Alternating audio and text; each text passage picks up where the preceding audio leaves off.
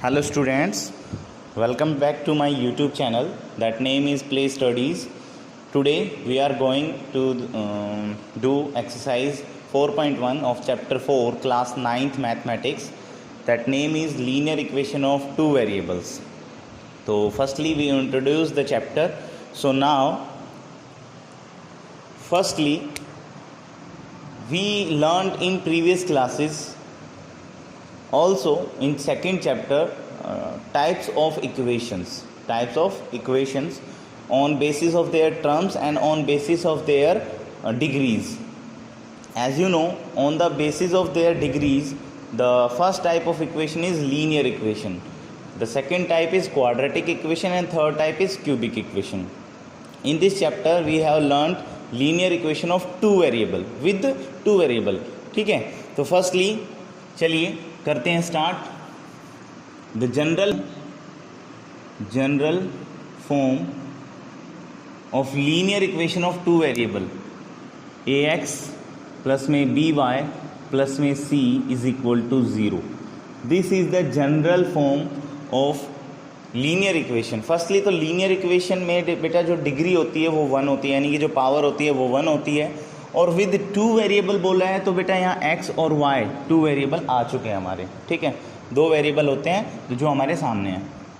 आई बात समझ में. अगर हम लीनियर इक्वेशन की बात करें, खाली linear equation of one variable की, linear equation of one variable वाली की बात करें तो उसकी जो जनरल फॉर्म होगी वो होगी ए एक्स प्लस में B is equal to zero.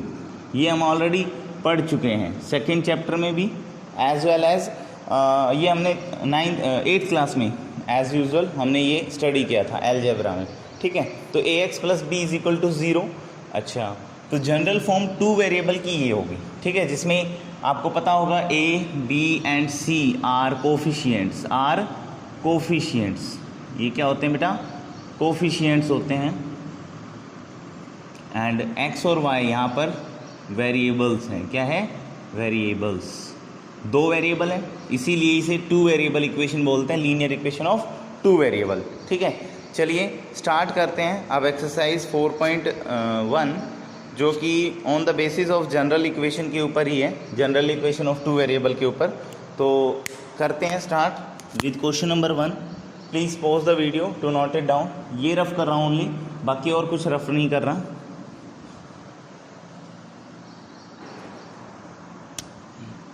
Question first is said that the cost of a notebook, एक नोटबुक की cost is twice the cost of a pen. एक नोटबुक की जो कॉस्ट है वो पेन की कॉस्ट से ट्वाइस है. ठीक है, तो लेट करते हैं यहाँ पर, लेट कॉस्ट ऑफ नोटबुक, पहले नोटबुक का नाम आया है तो कॉस्ट ऑफ नोटबुक मान लेते हैं is equal to rupees X मान लेते हैं. And cost of pen is equal to में रुपीज़ वाई मान लेते हैं. क्या मान लेते हैं? Rupees Y. यहाँ पर हमें दोनों मानने हैं क्योंकि टू वेरिएबल कंपलसरी है इक्वेशन में, टू वेरिएबल कंपलसरी है. तो cost of notebook X rupees हो जाएगा और cost of pen Y rupees हो जाएगा. हिंट में गिवन भी है, आप हिंट का यूज़ कर सकते हो. फिर कहता है write a linear equation of two variable to represent the statement. इस स्टेटमेंट को रिप्रेजेंट करने के लिए आप लीनियर इक्वेशन लगाइए ताकि क्या हो जाए बेटा, ये रिप्रेजेंट हो जाए linear equation of two variable में. तो अकॉर्डिंग टू क्वेश्चन के अकॉर्डिंग, क्वेश्चन में लिखा हुआ था, मैं लिख रहा हूँ यहाँ पर, cost of a notebook is मतलब इक्वल टू ट्वाइस मतलब two times twice cost of a pen. अब यहाँ पर मैं वैल्यू पुट कर रहा हूँ. कॉस्ट ऑफ नोटबुक कितना था? एक्स रुपीज़ था.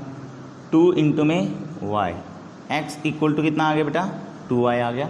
और x minus 2y is equal to कितना आ गया? 0.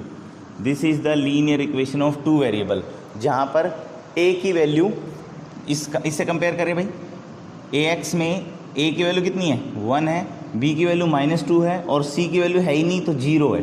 ठीक है, तो यहाँ पर ये linear equation of two variable हमारे सामने आ गया बेटा, जो इस जनरल इक्वेशन के फॉर्म में है A X plus B Y plus C. तो एक इजी क्वेश्चन था ये. तो please pause the video to note it down. अब करते हैं question number second. Question number second is said that कि express the following linear equation in the form of ax plus B Y plus C. That's mean आपको question में कहा गया है कि यहाँ पर कुछ इक्वेशन गिवन है इस फॉर्म में, ax plus B Y plus C की फॉर्म में। Indicate the value of a, b and c in each cases. हर एक केसेस में a, b और c की वैल्यू निकालिए, यानी कि कोफिशिएंट्स की वैल्यू निकालिए। तो जैसे कि इसका फर्स्ट पार्ट करते हैं। क्वेश्चन सेकंड है ये हमारा, सेकंड का फर्स्ट पार्ट। सेकंड के फर्स्ट पार्ट में कहता है बेटा 2x प्लस में 3y इक्वल टू में 9.35 बार। बेटा जनरल इक्वेशन में इक्वल टू में क्या होना चाहिए, 0, तो इसको इधर ले आइए। 2x प्लस में 3y माइनस में 9.35 बार इज इक्वल टू 0। कंपेयर करो इससे, मैं यहाँ लिख देता हूँ इसे, ax प्लस में by प्लस में c इज इक्वल टू 0। मैं इसे कंपेयर कर रहा हूँ, तो यहाँ कंपेयर करें। a की वैल्यू कितनी आ जाएगी, a की वैल्यू आ जाएगी 2, b की वैल्यू कितनी आ जाएगी, b की वैल्यू आ जाएगी 3 एंड c की वैल्यू आ जाएगी बेटा, ये देखिए c की वैल्यू माइनस 9.35 बार आ जाएगी माइनस का। तो ये a b c की वैल्यू हो गई। इस तरह से आपको a b और c की वैल्यू निकालनी है। अब करते हैं इसका सेकंड पार्ट। सेम यहाँ पर दिया हुआ है x माइनस में y अपॉन में 5 माइनस में 10 इज इक्वल टू 0। यहाँ पर भी बेटा हमें a b c की वैल्यू निकालनी है। कंपेयर करो, a के x के आगे कुछ नहीं है तो क्या है 1, y के आगे कुछ नहीं है तो क्या है 1। तो बेटा a की वैल्यू कितनी आ जाएगी, देखिए कंपेयर करो, a की वैल्यू 1 आ जाएगी, b की वैल्यू कितनी आ जाएगी 1/5, वो भी किसका, माइनस का, ये माइनस है ना इस वजह से। और c की वैल्यू हमारी आ जाएगी -10, कितनी आ जाएगी -10। आई बात समझ में। सिंपली इस तरह के क्वेश्चंस हैं। बाकी आप पार्ट करेंगे, 1-2 पार्ट और करा देते हैं जो आपको हार्ड से लगेंगे maybe. Please pause the video to note it down.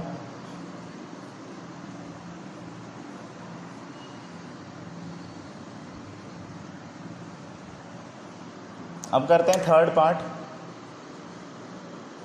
Third part है, कहता है बेटा -2x प्लस में 3y इक्वल टू में 6।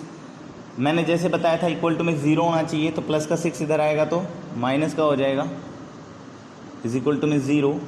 a की वैल्यू कितनी आ जाएगी -2, b की वैल्यू कितनी आ जाएगी 3 और c की वैल्यू कितनी आ जाएगी बेटा -6। अब फोर्थ पार्ट की बात करते हैं। फोर्थ पार्ट कहता है बेटा x is equal to 3y। अब ये जनरल इक्वेशन में लाने के लिए 3y इधर लाना पड़ेगा, तो x minus 3y is equal to 0 हो जाएगा। अब a की वैल्यू कितनी आ जाएगी बेटा 1, b की वैल्यू कितनी आ जाएगी -3। और देखिए बेटा c इसमें नहीं है, तो हम यहाँ प्लस में c 0 लगा सकते हैं ना, तो c इक्वल टू 0 होगा। c इक्वल टू कितना हो जाएगा 0, ठीक है। फिफ्थ पार्ट करते हैं। फिफ्थ पार्ट कहता है बेटा हमारा 2x इक्वल टू में माइनस का 5y। तो यहाँ पर आ जाएगा आपका 2x प्लस में 5y इज इक्वल टू में 0। तो a की वैल्यू 2 आ जाएगी बेटा, b की वैल्यू कंपेयर करिए, x के साथ a मिलता है तो a 2 हो गया, y के साथ b मिलता है तो b की वैल्यू 5 हो गई, और c यहाँ पर नहीं है तो हम प्लस में 0 लगा सकते हैं, तो c की वैल्यू कितनी हो गई 0 हो गई। अब करते हैं सिक्स्थ पार्ट। सिक्स्थ पार्ट कहता है हमारा 3x प्लस में 2 इज इक्वल टू 0। यहाँ पर देखिए बेटा a की वैल्यू कितनी है 3, b की वैल्यू कितनी है, यहाँ पर y है क्या, इस इक्वेशन में y है नहीं है, तो हम इसे इस तरह से भी लिख सकते हैं 3x प्लस में 0y प्लस में 2 इज इक्वल टू 0। तो यहाँ b की वैल्यू 0 है और c की वैल्यू कितनी है बेटा 2, ठीक है। तो इस तरह से आपके स्टार्ट हो जाएंगे। अब करते हैं इसका seventh part. Please pause the video to note it down.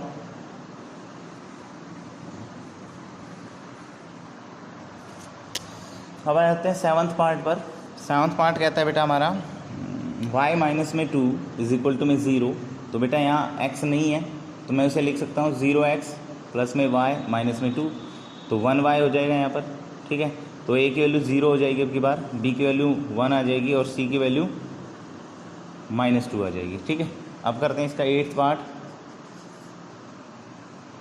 5 is equal to में 2x, प्लस का 5 उधर जाएगा तो माइनस का हो जाएगा, तो यहाँ 0 बचेगा, इज इक्वल टू में 2x माइनस में 5। तो बेटा ये जनरल इक्वेशन आ गई ना, वही बात है कि इक्वल टू यहाँ 0 लगाओ चाहे यहाँ 0 लगाओ, मर्जी है आपकी, ठीक है, जो भी हो आपको जो कंफर्टेबल लगे। आप इसको इधर ले आना चाहते हो तो इसको इधर ले आओ। तो a की वैल्यू बेटा यहाँ 2 हो जाएगी, बी की वैल्यू यहाँ पर 0 हो जाएगी और भैया सी की वैल्यू -5 हो जाएगी, ठीक है, क्योंकि यहाँ बी वाई नहीं है तो बी 0 हो जाएगा। क्लियर है, आई बात समझ में। तो ये थी बेटा एक्सरसाइज 4.2 जो कि एक बेहद आसान एक्सरसाइज थी, जो कि ओनली बेस्ड थी general equation of linear equation of two variables के, general equation for linear equation of two variables के। तो मे भी आपको ये बात अच्छी लगी हो और समझ भी आई हो, आई होप। ये चैप्टर एक इजी चैप्टर है। अब हम सीखेंगे in the next exercise the solution of a linear equation of two variables. तो please pause the video to note it down and also like, subscribe and share my channel and continue in my channel for the next upcoming videos. Thank you class.